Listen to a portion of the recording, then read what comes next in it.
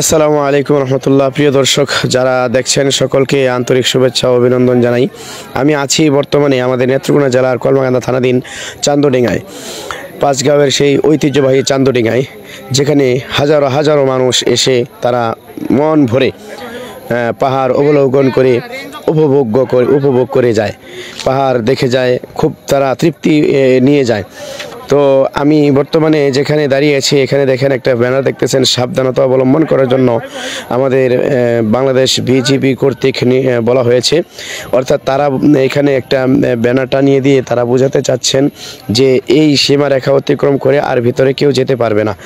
তাই বাংলাদেশের বিভিন্ন অঞ্চল থেকে যারা চান্দডিঙ্গায় আসার জন্য নিয়ত করতেছেন তাদের উদ্দেশ্যে আমি আজকের এই ভিডিও করতেছি।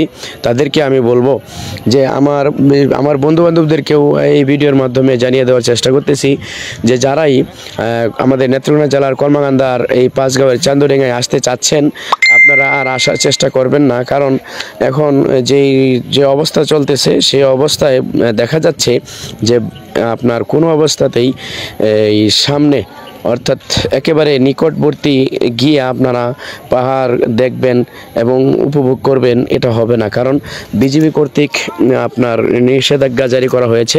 এই যে দেখুন বিজিবি তারা এখানে টহল দিচ্ছেন এবং তারা সার্বক্ষণিক মানুষদেরকে এই কথা বোঝাচ্ছেন এবং বলতেছেন যে আপনারা যেন সামনে এই যে আমরা যেই নির্ধারিত সীমারেখা দিয়েছি এই সীমারেখা অতিক্রম করে আপনারা সামনে অগ্রসর হবেন না, এতে বিপদ হতে পারে, কাজেই আপনারা সামনে অগ্রসর হবেন না।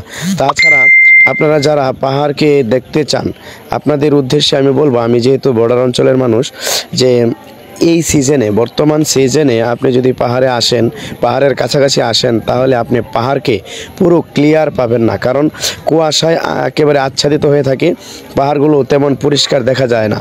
কাজেই যারা এখানে আসতে চাচ্ছেন আপনাদের উদ্দেশ্যে আমার মেসেজ থাকবে যে আপনারা কোনো অবস্থাতেই আর আসার নিয়ত করেন না।